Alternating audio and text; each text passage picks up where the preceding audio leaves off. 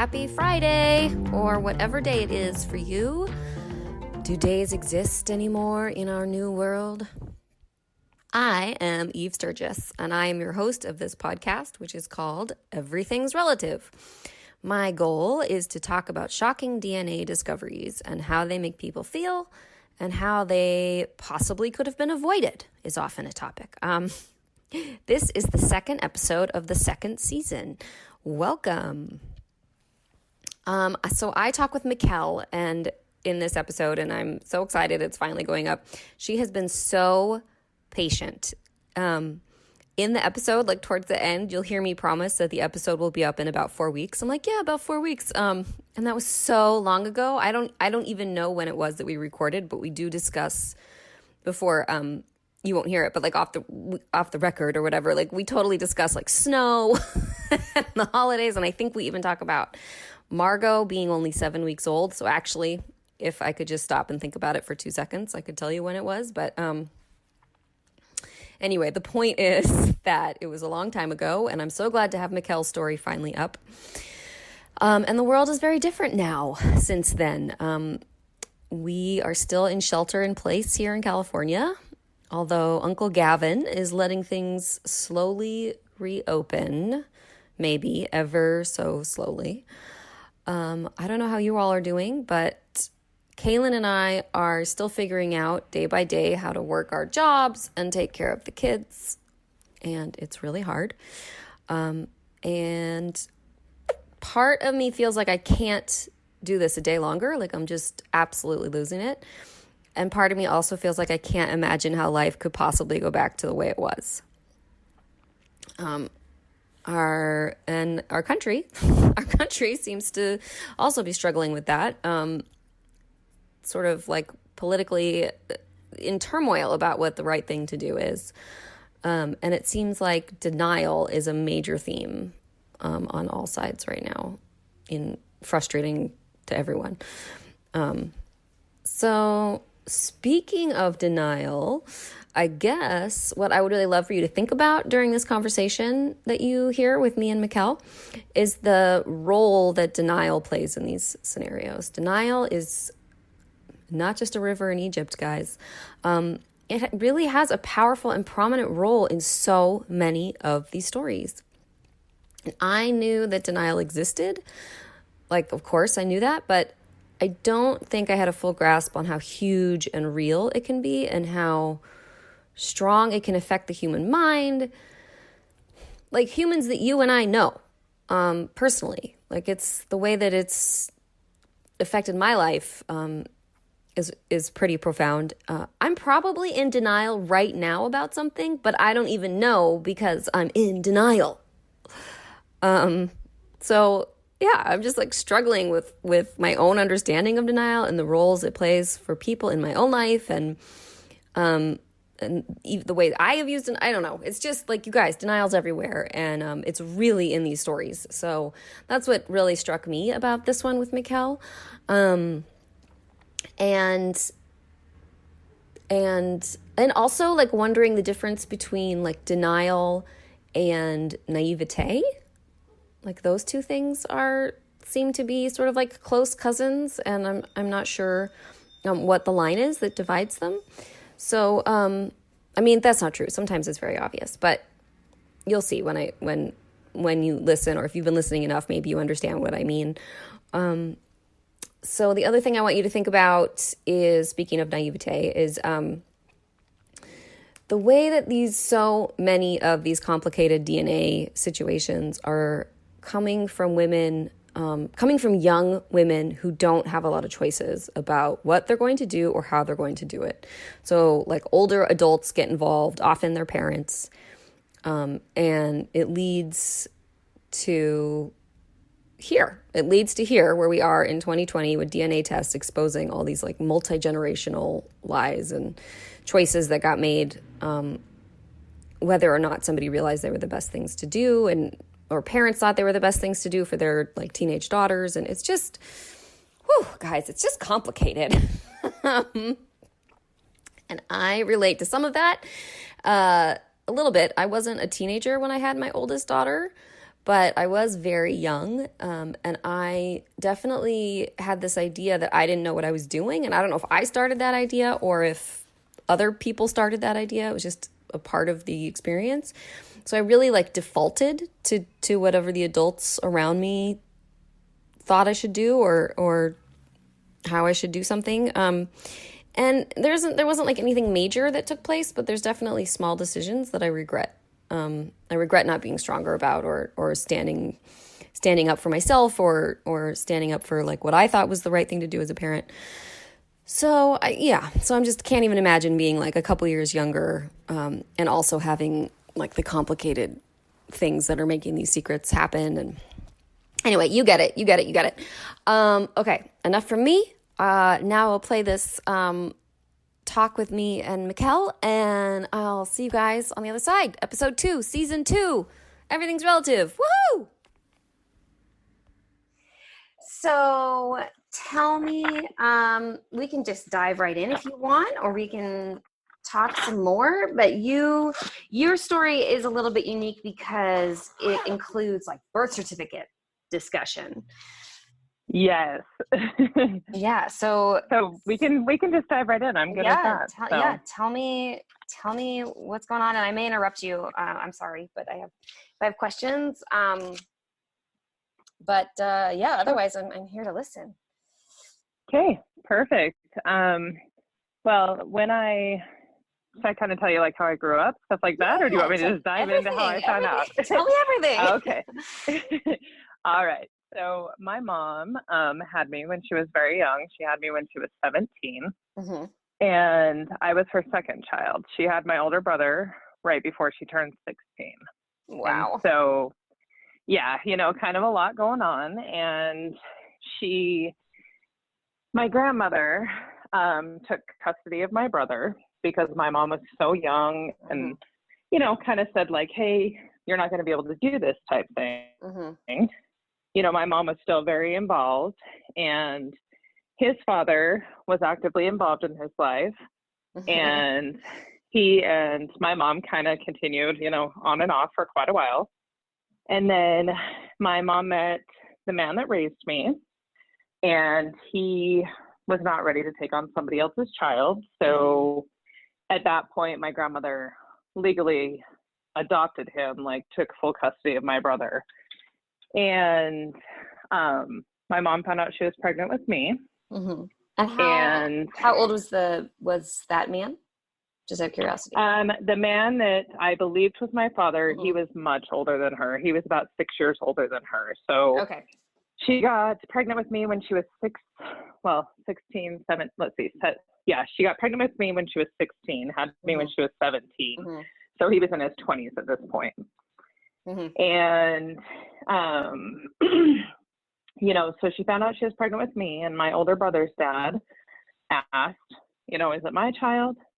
She said, no, it's his child. Like, she was young, naive. I think she genuinely, honestly didn't know at that point how close it had been, and, kind of what so she, stayed with this man that she believed was my father, and went on to get married 3 years later, had 2 more children.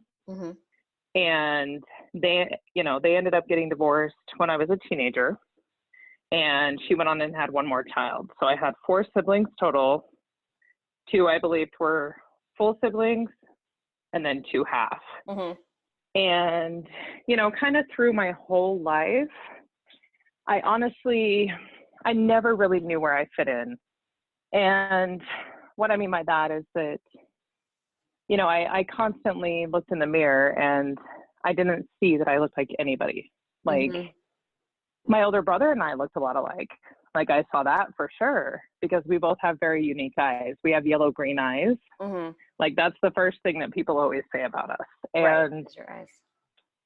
So I always was like, how do I have these eyes, yet my full siblings have like these deep blue eyes, and I have thick hair. They have thin hair. I'm much curvier than the girl that I thought was my sister, like, my full sister. And so, just kind of all these things that I always ask these questions. And my mom just always said, you favor my side of the family. Mm-hmm. But I never saw that either. And, sadly, I grew up in a house full of addiction and, a lot of stuff there. But the man that I believed was my father, he and I never, we always butted heads. We never got along. Ask about that. Okay. Mm-hmm. I never fit, I could never fit into the box, if that makes sense. Sure.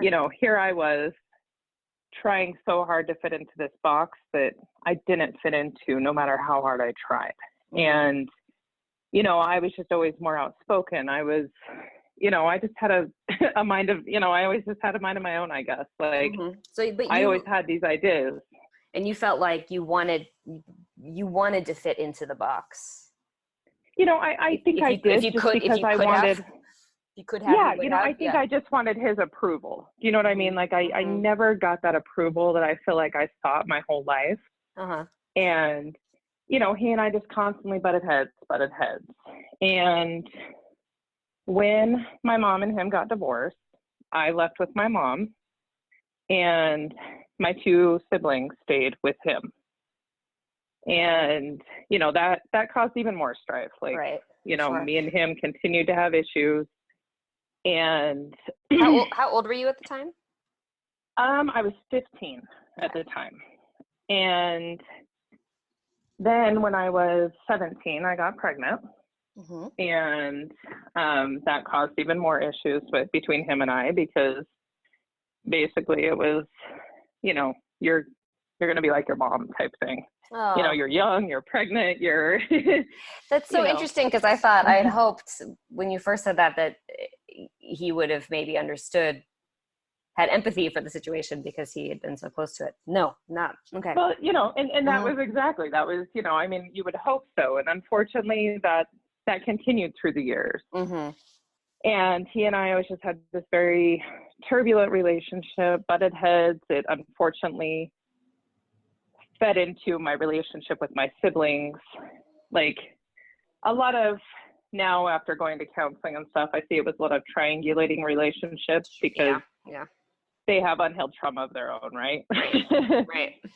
And so when I was, fast forward, 2012, I went to go get my driver's license renewed. Uh-huh. And I could not find my birth certificate. And I'm looking everywhere. So I go to Vital Records and I get a copy of my birth certificate. And, I didn't even look at it there. I just glanced at it, put it in the envelope. I get to the DMV. I fill out my paperwork. Right. Yeah. So I'm sitting there at the DMV. I pull it out while I'm waiting for my number. And it just has my mom's name on it. Huh. And I was like, that's weird. So I get my driver's license. I call my mom, and did it say unknown or anything, or it just was blank? It just didn't even. Huh. It was. I didn't even know you could do that. I didn't even know that was. Well, allowed. That's kind of I was a little bit surprised. Yeah. So I called my mom and I said, "Hey, I just got a copy of my birth certificate. This is a little bit weird. Why is my dad not listed?" And she said, "Well, we fixed it." And I said, "You fixed it? What do you mean?" And she said, which I kind of knew the situation a little bit, that when I was born, there was questions about, basically the man who raised me was like, "Hey, am I really the dad?" type thing. Uh-huh. But she said that after they got married, they went in, fixed my birth certificate, and had him added. Huh. And so I just kind of shrugged it off. Maybe they gave me the wrong copy, right? Maybe they didn't give me the amended copy. Right. I put it in my safe. Right. Yeah. So I put it in my safe, and I honestly just kind of shrugged it off. And, as the years go on, I continue to have all of these different, just issues, everything with the man that raised me. And in 2016, ironically, after a very big fight with him, I called my mom and I was like, can't you just tell me that like, maybe we butt heads so much because he's not my dad. And, I didn't mean it in like, I meant no disrespect. I meant no anything by it. It was just, I genuinely could never understand why we couldn't connect and why, you know what I mean? Like, I just felt like I was treated very different than my siblings with him. Between, I wasn't invited on a certain vacation or, just random things that really hurt my feelings. And I'm not saying I was the perfect child and I made things easy on him by all means. But I was the child, right? Like, right. Yeah. I mean, you don't have to explain it. He was the parent, and not my job to facilitate the relationship. And I know this now. Right. But then it really hurt me, over and over again. So, she laughed and she was like, there's no way. So brush it off again. Only interesting because we already know the end of this story, but yeah. Exactly. Well, that's, now we laugh about it because it's, I was actually onto something. So, right. Oh my gosh. So in 2018, everybody starts doing all the DNA. Well, I'm guessing people were doing them long before that, but it kind of blew up on social media, right? Everybody's like, hey, look what I did. Right. So, my husband and I are like, hey, this will be fun. Let's jump on this bandwagon, Sure. So we got our test and we did them. I got my results 6 weeks later. No big surprises about my ethnicity. Like, it's 100% European. I'm pale skinned, really light eyes. Like, it fits. So I honestly glanced at it, I think once or twice, and then I didn't do anything else with the app. Like, I didn't know that there was like a messaging feature on there. I knew there was the relative feature. Like, I went in and glanced at the relatives, but I didn't see any names that I knew. So I was like, okay, no big deal.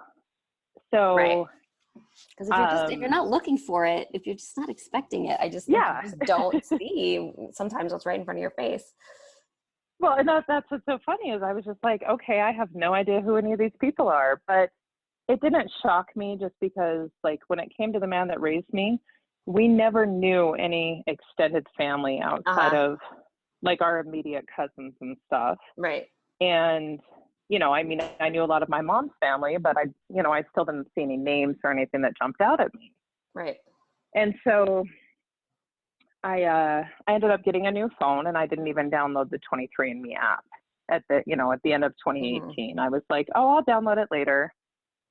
And on January 3rd of 2019, my husband and I went to a comedy show, and the comedian was talking about fresh. January this year. He's talking about his 23andMe results and, just funny stuff. And we're laughing about it. And we get in the car when we leave. And I was like, oh, I keep getting emails from 23andMe that I have new relative matches. I should really check that out. I didn't even really know what it meant. Yeah. And so, it's late. So we get home and, we get into bed and I download the app and I log in and, I'm trying to figure it out because I hadn't really taken a lot of time. And I was like, oh, here's the relatives. I click on it and I have a first cousin match. And I see it and I just kind of like stopped because I immediately recognized the last name. It's my older brother's last name. Right. And I just sat there and I was like, that's a coincidence. Like, my first thought wasn't, oh, wait. Right. I was just like, And so I like turned my phone to my husband and I'm like, do you recognize that name? And he goes, yeah, that's Jason's last name. And I was like, it's saying this person is my cousin. And we're both like, And so I screenshot it and I text my brother. I'm just hoping he's awake because it's almost midnight. Yeah. And I text my brother and I'm like, hey, I'm like, really weird thing. I just matched with this girl that has your last name. And I sent the screenshot and he goes, hey, I know her. That's my cousin. Yeah. And I said, well, they said that that's my cousin. cousin. And he goes, oh my hell, like in big letters, like, and he goes, you know what this means? And I was like, you know, I just sat there for a second, like kind of, I think just like everything, like almost went like a movie reel in my head of like all these random things in my life. Like, I don't know how to explain it, but I just sat there and I thought of all these things that I had like asked questions about, or you know what I mean? Just random things. And I was like, so many forgettable moments that become crystal clear. Like, exactly, you know, and I said, will you send me a picture of your dad? Because I hadn't seen him since I was much younger. And so he sends me a picture, and like my hands were like shaking at this point. Like, you know, me and my husband are just sitting, now we've got like the lights on, we're, you know, sitting here, and my hands are shaking, and I open that picture, and I think like both of us just like our jaws like hit the floor. Wow. Because it was, I mean, everything. My lips, my cheekbones, my smile, my like rounder face, like just everything. And I was just like, whoa. Yeah. And my husband goes, that's your dad. And I was like, you know, and I'm just kind of like in shock, I guess. your brother just had never thought of it, or wasn't close enough to he and I like, yeah, like so here's the thing, like once we start talking, he goes, this all makes sense to me now. Like, you know, you start kind of putting it together of like, you know, he and I looked like twins when we were little, like identical. Oh, wow. Okay. And you know, we're only 15 months apart. And so it's really not, you know. And so, you know, at this point it's like 12:30, and I'm like, I have to call my mom. Like, I can't wait until the morning. Oh, wow. So I I was just like, I have to ask. So I sent her a text, and I said, hey, are you awake? And she called me called me right back, and she's like, are you okay? What's up? And so I kind of go through everything, and she goes, what? And I'm like, hang on, I'm going to send you a picture of this. I want you to look at it on your phone. And she says, so I think first she was shocked, and then she laughed, and she goes, you know, well, DNA could be wrong. And I was like, the DNA, I don't know how DNA can be wrong. Like, and so then even if it was wrong, it would be such an amazing coincidence if like it was wrong and it identified this other family. It links me to his family. Right. That would be amazing. Yeah. And so she goes, well, I hate to break it to you, but this isn't correct. And she said, because we did a DNA test when you were a baby. Oh my gosh. Okay. So then I'm like, whoa, that's new information. Like, I remember you telling me that he questioned, but, you know, so she proceeds to tell me that it was actually his parents. So you know, I still consider them my grandparents, of course, but they were suspicious that he wasn't my father based off of what I looked like, that they hadn't been together for too long. So on the down low, my mom's mom, my mom, me, and then my alleged father, his parents, they all went and took me and got me a DNA test that supposedly came back and said I was his child. This was in 1980, so I don't know what DNA testing was at that point. Right. You know, I don't know the specifics there, but, you know, that's what she tells me. And I was just like, well, this is really suspicious. Like, I'm looking at this picture of this man that I look like I'm telling you. You know, and she says, well, you know, she's like, it's not possible. And I'm sure she was just in shock at this point. And so we hang up the phone, and, you know, my husband has to go to bed. He's got to be up for work in the morning. And I'm just like reeling, you know, my mind is just like, whoa. And so, you know, my kids are all night owls. And so start talking with my kids, and then we start digging out photo albums, like looking at me as a kid and how different I looked than my siblings. Like, it's just, I mean, stand out, you know, I'm there with the, the dark hair, the light eyes, like, it's just very obvious. And so, you know, the night my mom called me back actually about an hour later, and she's like, I'm just tripping out. Like, I don't, you know, she's like, I don't know how this could happen. I don't know. I don't think this is true. And, you know, she always maintained a very like good, cordial relationship with my brother's father.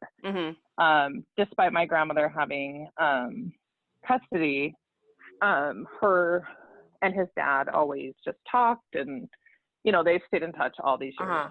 And so she said, you know, I actually talked to him today, and she said, I'm going to call him in the morning. And I said, well, I'm sure Jace will want to call him, you know, my brother, and kind of give him the heads up. And so, you know, we hang up, and the next morning, you know, I start getting all these messages because my brother is very excited for a couple of reasons. Number one, you know, he kind of always felt like the, I don't know if I can say this, so bleep it out if I can't. He kind of felt like the bastard child, because, you know, he didn't have, you know, the whole situation with my grandma and my mom, and then the man that raised me didn't want to raise him. You know, he had no full siblings, you know, just kind of this whole thing. So he's just excited. Like, he's just, he's like, oh my, you know, it makes sense. And he's so happy. And we just, you know, and so, you know, the next day we're just talking, and I said, okay, well, to settle this for everybody before, you know, it kind of explodes, I'm going to order, we'll do like a sibling DNA test. You know, it'll be me, my brother, we'll do my mom's DNA as well, because that makes it more accurate. So I get online, order the kit, do all of that. And then I was contacted by somebody else in the family that basically told me that I shouldn't like open this door. You know, that I'm opening a door that I shouldn't open, and I'm going to, you know, I should keep this on the down low. It's nobody's business. It's, you know, and like, I stopped right there, and like, I called my husband after, and I was like, you know, my first emotion was I was angry. And I was angry, I know, because I was upset that it's like my truth that I should get to share how I want, like, but other people are trying to, I don't know. I feel like I was raised that way a lot. Like, you keep stuff undercover, right? Like, let's just sweep it under the rug type thing. Like, so, you know, I actually contacted I had been going to counseling for a while at this point anyways, because of my issues with the man that raised me, you know, and just my own stuff. And so I actually texted my counselor and kind of gave her the rundown of what was going on. And she said, you know, it's your decision. Like, you know, your choices. You can say what you need to say in a respectful way that's not, you know, shaming anybody or, you know, all of these things. And so she just said, remember, like, this is you. This is your story. You don't have to do what anybody else wants you to do. Good and advice. You know, that I understand that perspective for the fact that it was different times in the 70s and 80s, right? Like, women were shamed a lot more for, you know, having, you know, multiple partners. Like, it's not like my mother was out sleeping with everybody at once. It was two people in a very short amount of time. And, you know, it was nothing about like, oh, just that type of thing. Like, I think that was the concern, is that I was going to make her look bad in a certain light or something. Right. You know, which was never my intention. You're right. People would think things, or people would talk, or you know how people get. People talk. I think that's still, So yeah, I think a lot of people on the podcast talk about like what era it was. And I'm not sure that we're that much more progressive now, really, honestly, but I agree 100%. but Sadly, we haven't made much progress. but continue. Yeah. So, Okay. okay. And so, all of this is kind of going on. And then I start getting messages on Facebook because my brother's excited. He's talking to people. Mm-hmm. Some background on that is that I knew a lot of my brother's family, like his uncles, and because me and my brother were always really close, despite not growing up in the same house, I would go and hang out with him and his uncles because a lot of our uncles are our age. And so, right. Yeah, and so we were always close, like, so I start getting messages and they're like, hey, we just want you to know we love you. Aww. We support you. We've always raised you like in our family, like you're our little sister type thing. And, so I felt so welcomed because then everybody starts reaching out to me that I didn't even know. Yeah. And wow, that's so sweet. And so so fast forward to Sunday, like we had gotten the DNA test. We went up to my mom's, all met together, did it. I shipped it out on Monday morning. And then my brother called me on Monday morning and he said, hey, my dad wants to talk to you. Are you ready for that? Mm-hmm. And I was just like, I don't know. What do I say? What if it's weird? Like, I just kind of panicked. And I was like, you can give him my number. I said, tell him to call me in a couple hours. Like, I need to kind of get my mind. And I think my whole underlying thing there was majority of my interactions with the man that raised me were always so tense. And I always felt like I had to be on guard, I guess. Like, I could never let my walls down because no matter how hard I tried, I wasn't successful,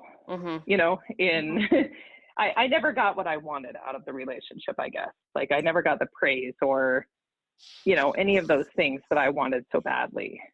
And so, I kind of waited like on pins and needles, like, what if he doesn't call? Like, what if he doesn't want to talk to me? Or, I kind of start like building it up in my head like it's going to be a negative experience. And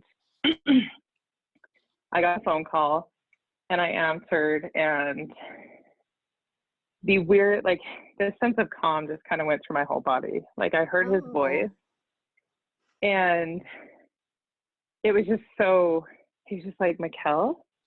And I just like, I wanted to cry because I felt so instantly like connected to somebody that I didn't even know. Like, oh my gosh. And it was just like, how does that work? Do you know what I mean? Like, I've met this man a handful of times in my life as a child, and I can talk to him on the phone, and I was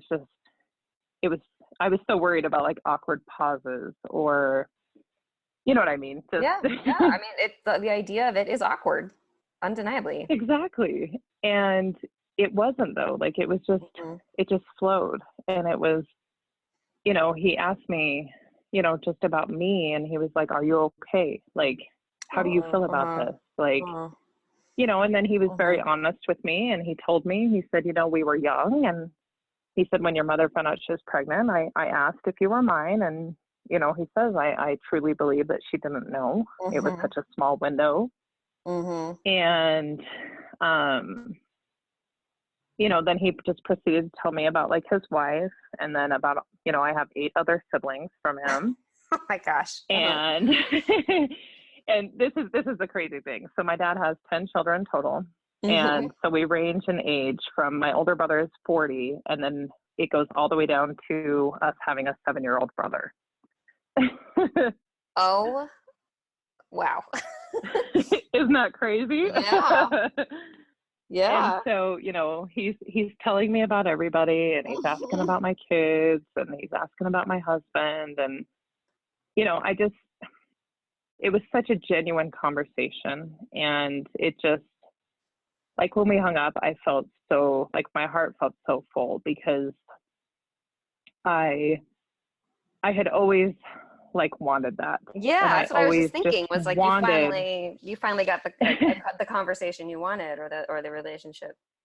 that you, Exactly. And that was our first conversation, and we talked for an hour, and it just was fine. It wasn't awkward. It wasn't tense. I wasn't worrying about, like being reprimanded or something for,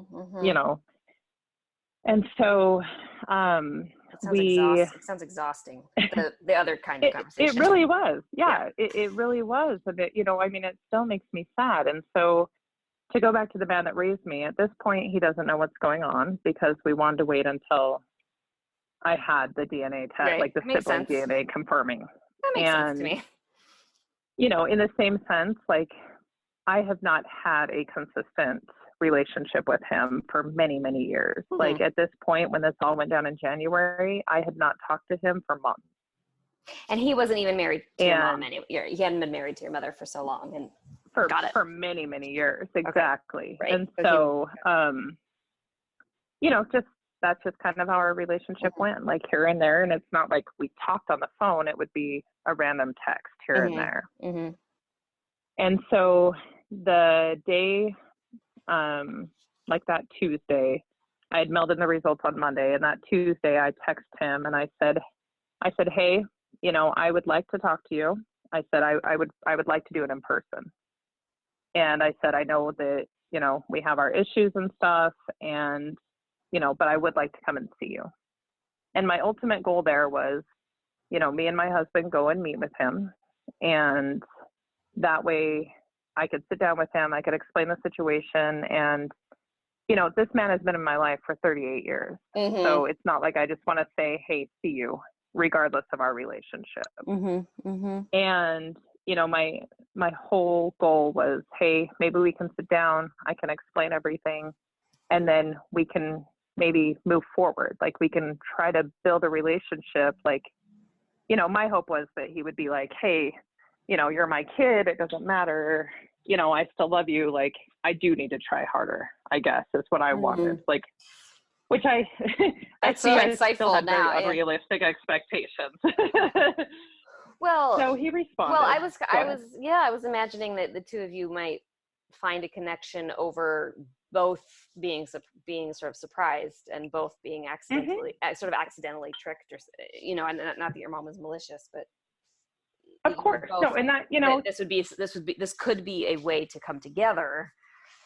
I can opening that door, right? I can totally see where your optimistic intentions came from.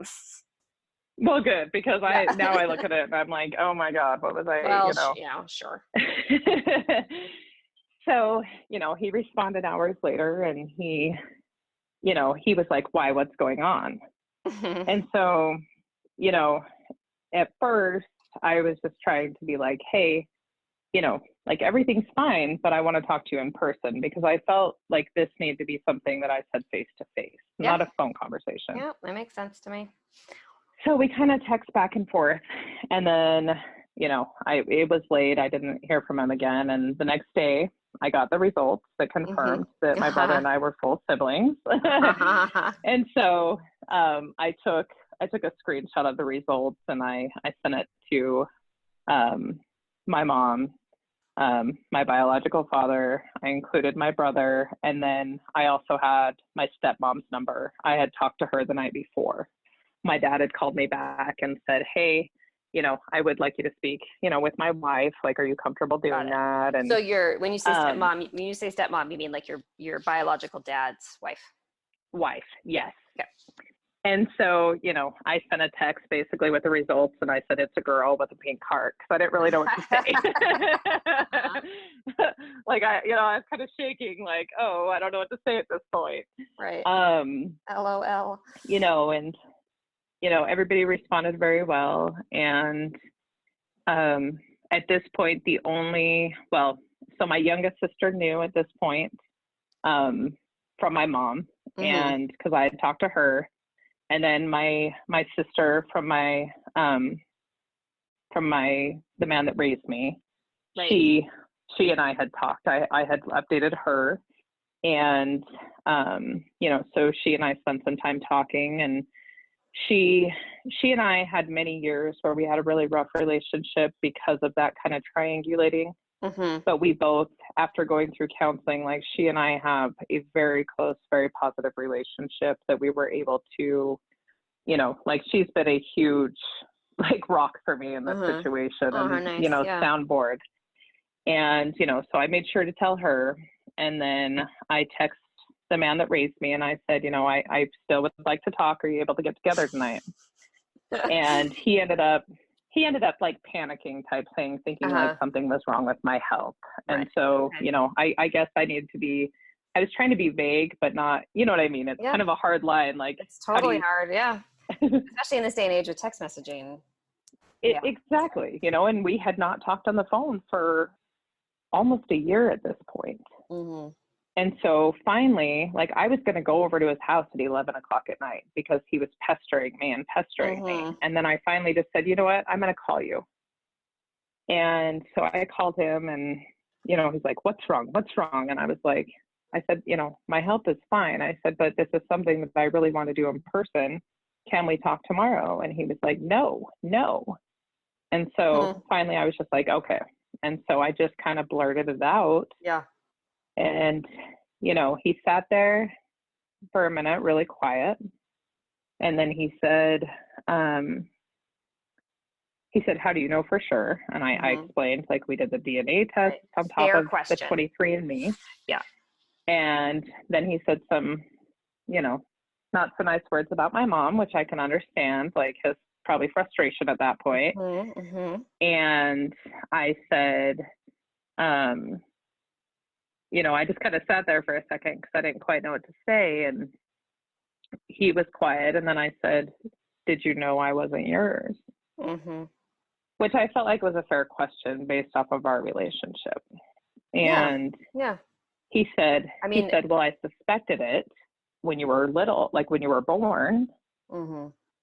And, you know, then I asked him if he knew that they did a DNA test on me when I was a baby. And he said, no, he knew nothing of this.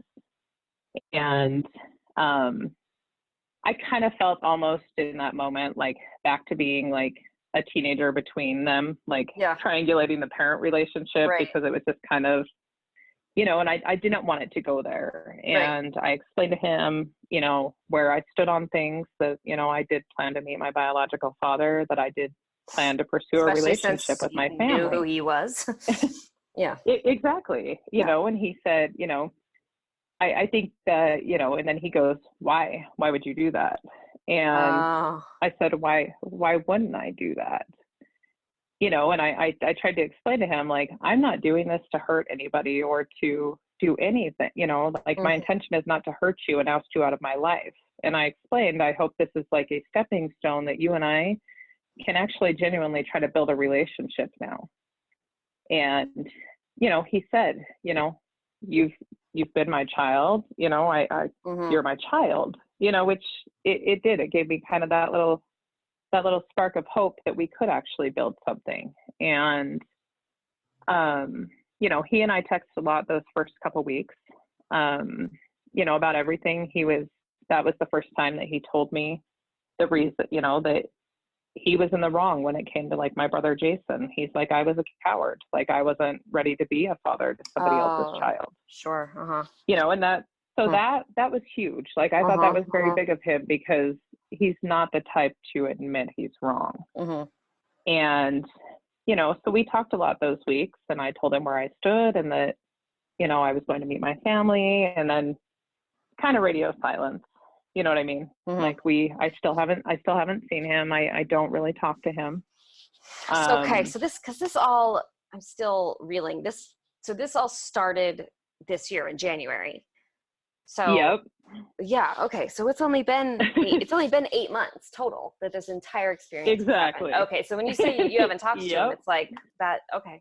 This is okay. It's still new. Yeah. It's still fresh for sure. And, so fast forward to like 2 weeks after I found out, my biological father, my stepmom, and 6 of my siblings came to Salt Lake.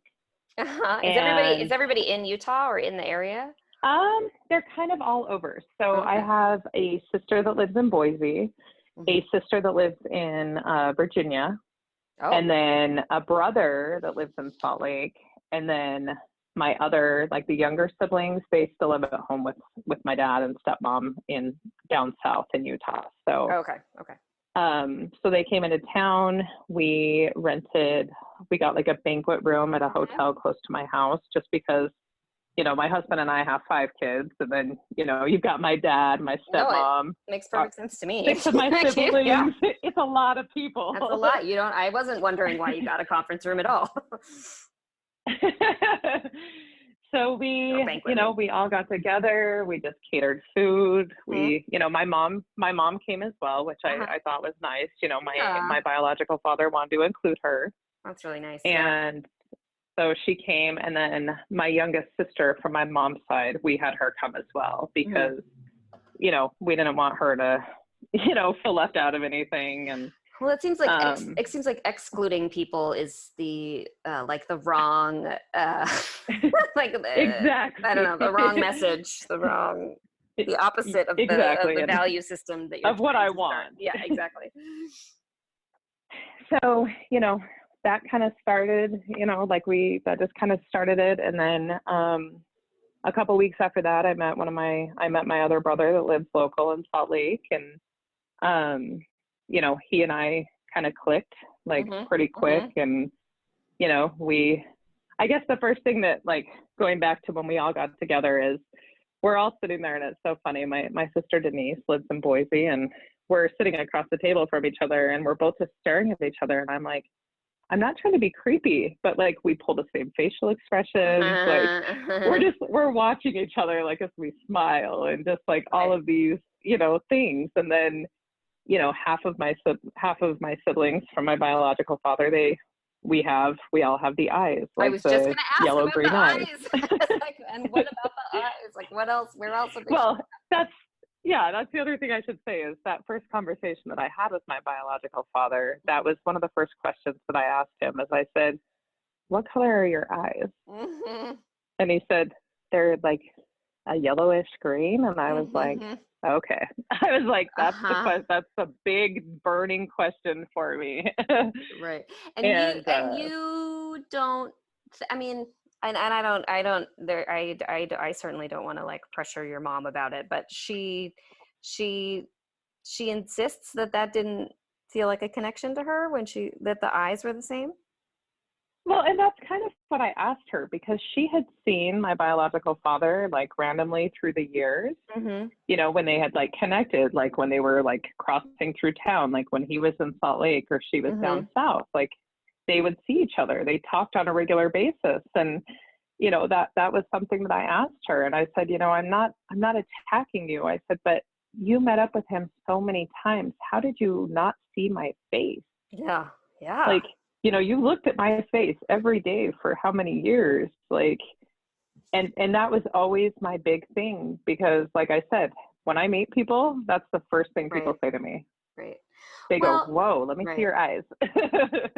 And is your mom able to reflect on that? Or because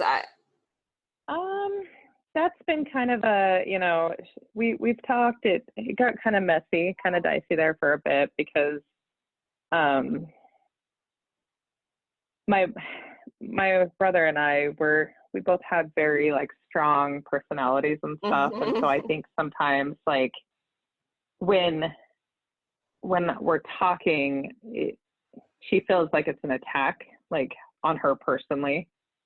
Even when we're just saying, hey, what about this? When it's more, I just have all these unanswered questions, and I'm getting better at not playing the what if game, because those first couple of months, it was rough. Yeah. I would be like, what if, what would be different? And, my whole thing is everything happens when it's supposed to. I believe that. And reason being is, if it would have been different, maybe I wouldn't have met my husband, and I wouldn't have my children, or, and I would never change that, ever. And so, outside of, getting the relationship that I've always craved, and I have this whole new family. I mean, my dad is one of 13 children. And so I have 100 first cousins. Wow. Oh my gosh. So I have this huge extended family, whereas I grew up, the man that raised me, he only had 3 brothers and I had like 6 cousins, Uh-huh. five or six. And This feels like an obvious question, I mean, or maybe an obvious answer, but I feel like people will make the assumption. So I'll just go ahead and ask: Mhm. is everybody Mormon? Is that why there's so many kids? No, I understand. That is a common question. So Is that what's no, happening? some of them are, but not all. Okay. Okay. That's always a question Was your for dad? people in Utah, right? Yeah, well, it kind of is. And then He it was like, oh, well, this is, I'm just going to, I found myself No, that's assuming. okay. Sorry. And no, he's not either. So, but yeah, that's a common question. I do have a lot of family that is LDS, but Okay. we're not practicing. So they had 13 kids just out of, and then just cause, and then you've got 5 kids just because. Okay, great, continue. No, it's funny. I love it. But when I just realized that I skipped over when I announced on Facebook. Oh. So Yeah, when this all happened? went down in January, I wrote up a post and I was very careful with my words, and I was embraced by, everybody was like, whoa, this is crazy. Like, people don't realize, I guess, how often it happens. And of course. Nobody has any idea right now. So definite shock, everything along those lines. But I was surprised by the outpouring, like, of love, of people just like messaging me personally or texting me and saying, hey, I just want to make sure you're okay. I'm here, all of those things. Yeah. And in that same sense, the cousins that I grew up with from the man that raised me, I didn't hear from one of them. Huh. Interesting. I still haven't. Like, this many months later, we're friends on Facebook. They see my post of me and my new siblings, or me and my father. You know what I mean? All of these, which, it's okay. I mean, I felt the pang of hurt there for a minute, and then I was just like, it's okay, move on. Like, I can't focus on that kind of stuff that, but I'm trying to think. So let me fast forward. Oh, okay. So I decided to change my name legally. Yeah, I was going to say, let's get to the, I want to get to the birth certificate. Yep. So after a couple of months, of just kind of thinking about it, I talked to my husband first, and I said, hey, like, I mean, I've had my husband, I got married when I was 17. So I got married very young. Same guy. And okay, cool. Yep, I've been with him. We've been together for 22 years. So we grew up together. And, I told him, I said, I think I want to change my name. Like, obviously keep your name, but I think I want to add my dad's name. And he was like, that's cool. Like, I understand, I mean, I've had my husband's name longer than I had my maiden name, right? And so when I talked to my dad, I was like scared to bring it up, and I don't know why. I was like nervous, and I was like, hey, I've been thinking about changing my name. Would you be comfortable with that? Like, would your wife be okay with it? And he was like, that's great. He's like, but I want to do your birth certificate. Like, he brought up the birth certificate before I even could. And, that just like meant so much to me. I was like, oh, thank you. Like, so, I just had to go to it was pretty easy to change my name. I went to the courthouse, got the paperwork. I had to fill it out. I went to a 15-minute court session. It explained why I was, changing my name. And then I had to wait a couple months because my dad lives 4.5 hours away. And I had to have both my mom and my dad there to be able to change my birth certificate. Oh, okay. And so we were able to do this in August. And we went in there and got everything all done. And it was kind of funny though, because the lady, as we're filling out the paperwork, she calls my mom up, she calls my dad up, calls me up, and she's like, okay, before you guys like finalize this, are you guys sure? And I laughed out loud because I was just like, I was like, if you only knew the story behind this Right. whole thing, like, and so, we got it all Yeah, updated I'm sure they don't see that. I'm and sure we they got, don't see that every day. right. Clerk's office or whatever. And we got, we got him added. We got my name legally changed on there. And that's when I posted those pictures online, Mm-hmm. that was such a huge thing for me. And it, I told my husband, like, it almost feels silly because it's a piece of paper that sits in a safe, right? Like, it's something, but it just, it meant the world to me. Like, it Yeah. just, I just felt so good when I left there. And, it's just like looking in the mirror now, I guess, like, Yeah. how somebody had posted the other day on our group, how, Mm-hmm. when you look in the mirror, like, and you almost don't know who you are type thing. And mine was the opposite. It was like this, I woke up after all this kind of went down originally in January, and I looked in the mirror, and for the first time, like, I saw myself, Totally like, new. I, I, Oh, I wow. knew who I Yeah. looked like. Yeah.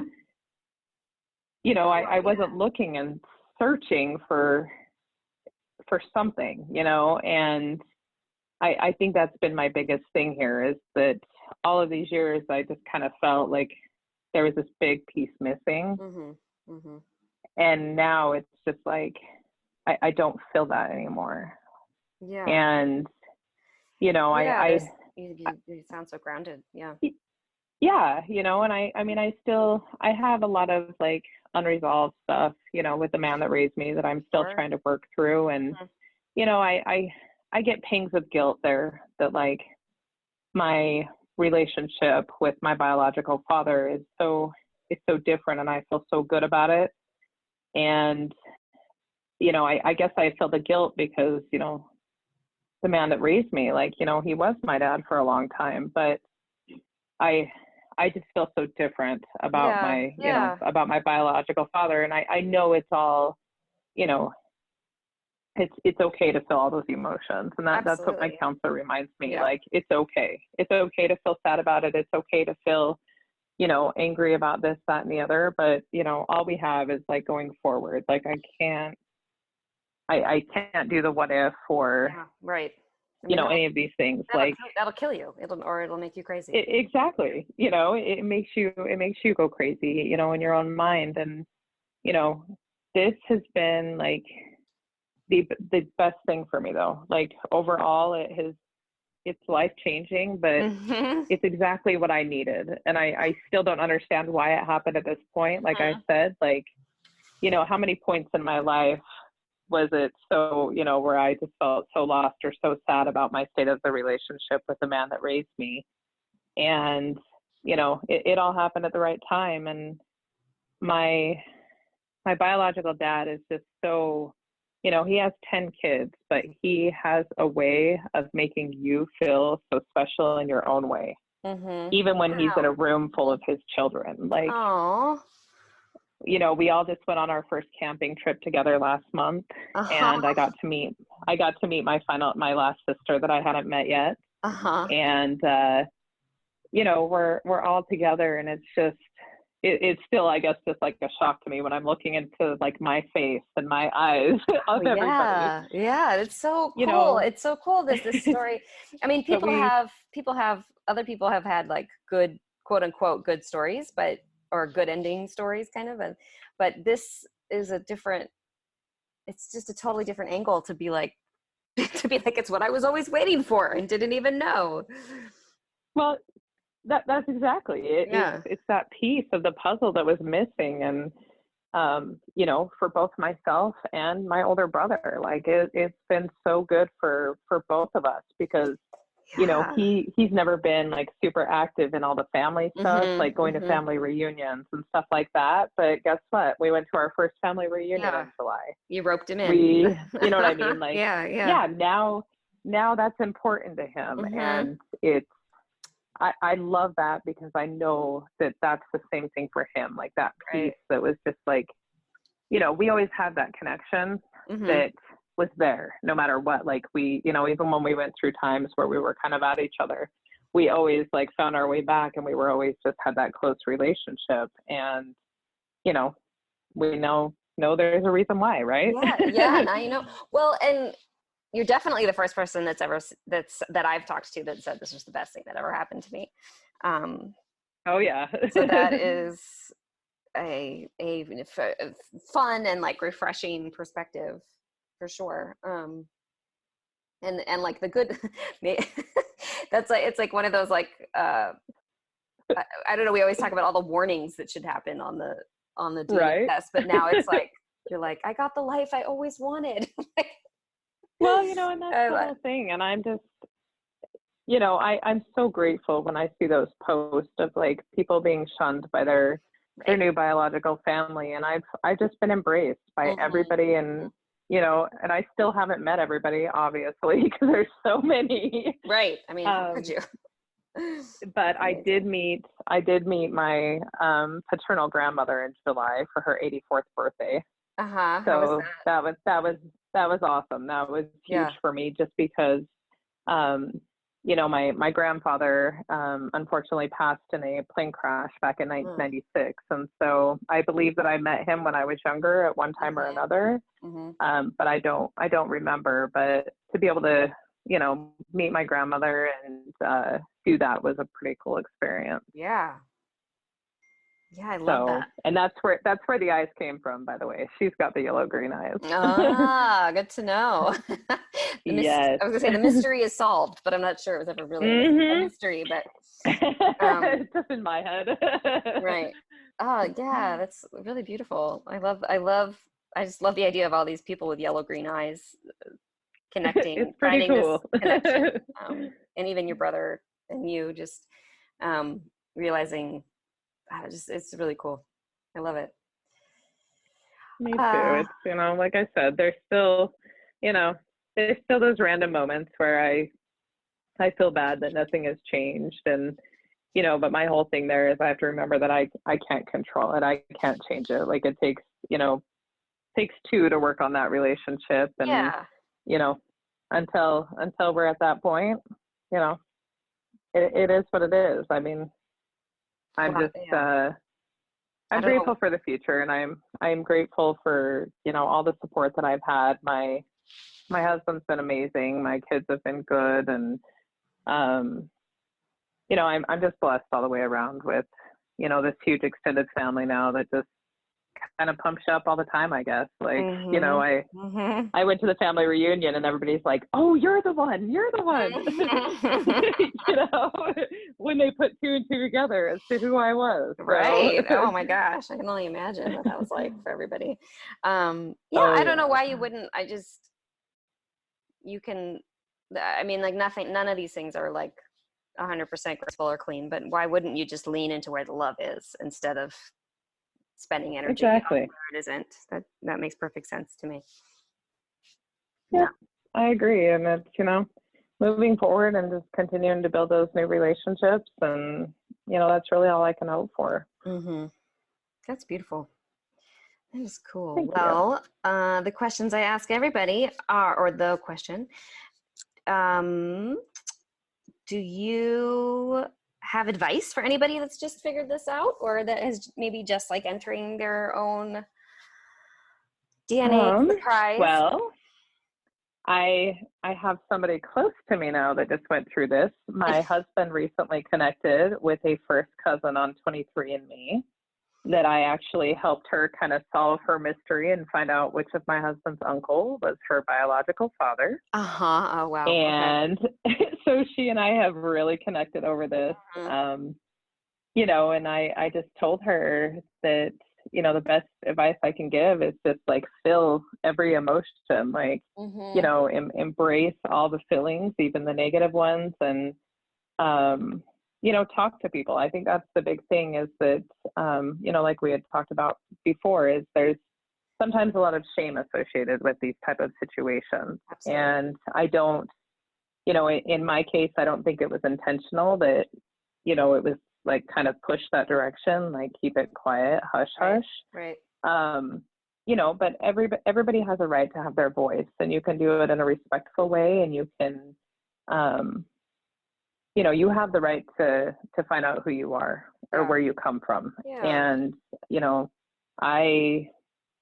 I love seeing all the good stories that everybody shares on our group. And, I try to always encourage anybody who's having a bad day or who's having a rough one. Like, I don't personally understand it from their perspective, but, I'll always give the encouragement, like, hey, don't give up. Like, you may wake up tomorrow and the situation's totally different. Right. Yeah. I mean, there's just there's no way to know.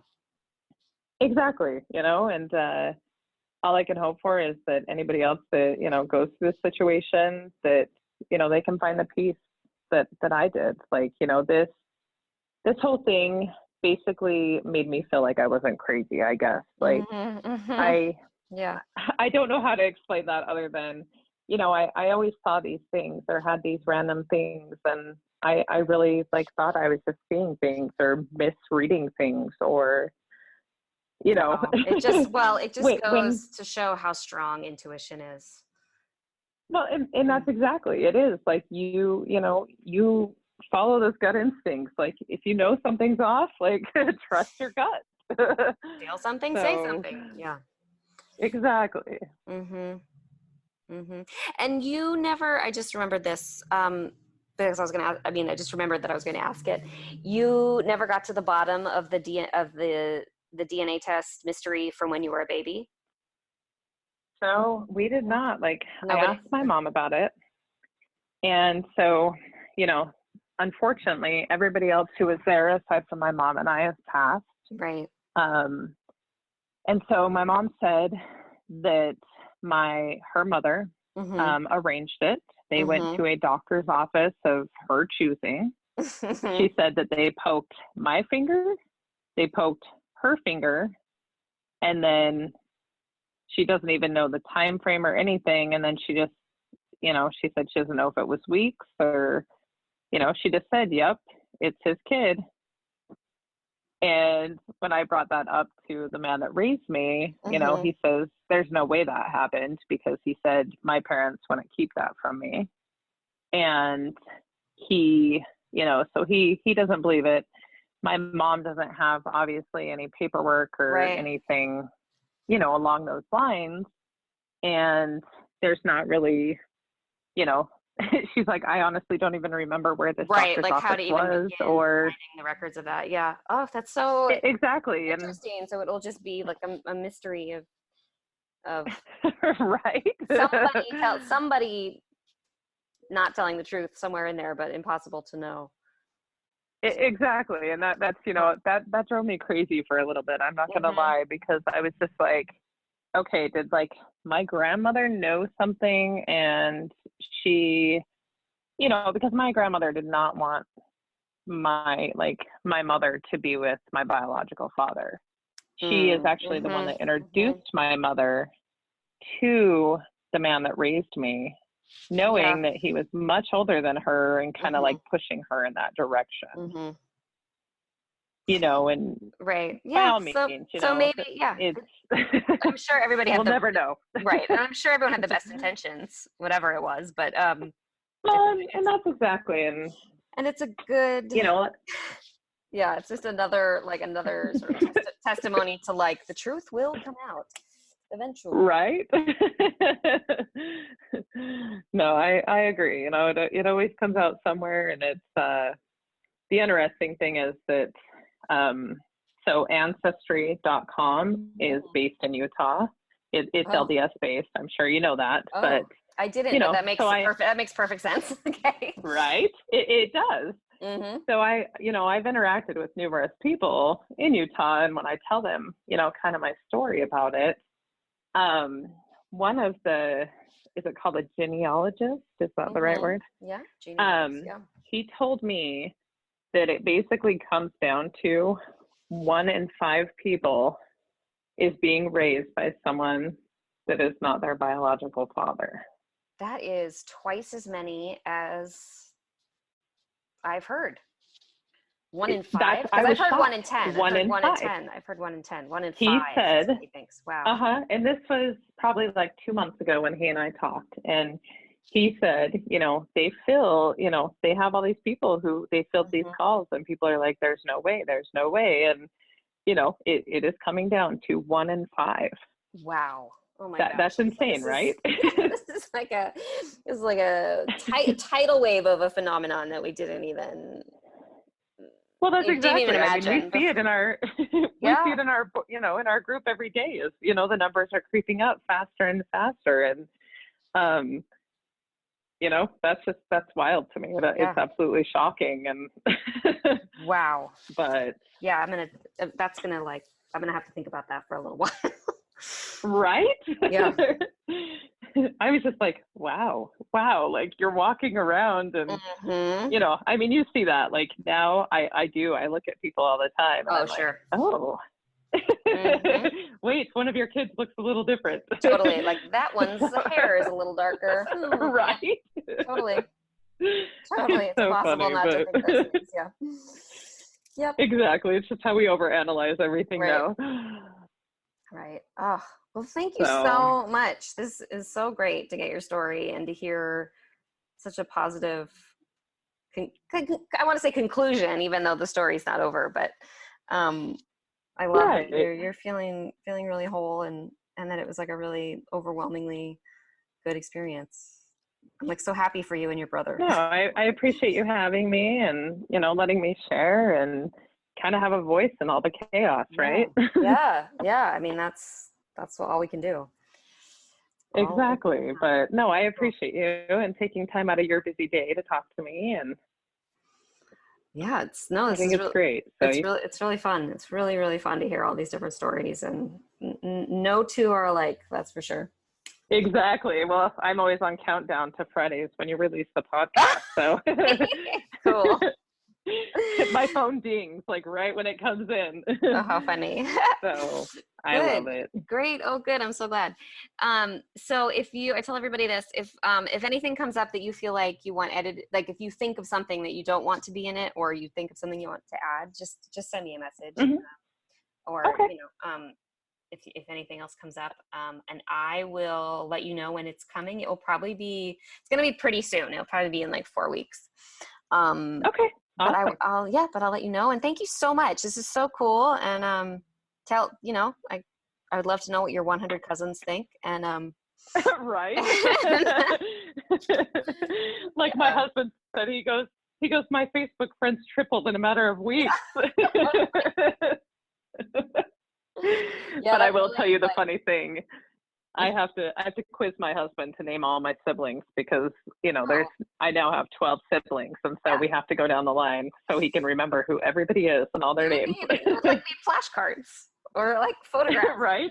Names or something like that. Name tags. A whole different mindset of an understanding of family. And exactly. So cool. It sounds really fun to me. I love it. So, well, thank you so much for your time, and I cannot wait to hear it. So, thank you so much, Mikkel. This was awesome. I will be in touch with you. All right. Okay, sounds good. Have a great day. Bye. Okay, bye-bye. Y'all, I know that you heard that story with Mikkel and thought it was very interesting. But if you saw Mikkel's eyes, you would find it really interesting, especially through the lens of denial and the choices we make about like what to believe and who to believe. And Mikkel said she would send me some photos. So hopefully at the time of this episode going up, I will have put some photos of her on Instagram. You can see her eyes and just think about what it was like in the family for her and her brother to have these kind of eyes. And yeah, I don't know. I feel like there's like a lot being said and a lot not being said, which is so common in these stories. So, I will be honest, it is harder to work on this podcast right now than I thought it would be.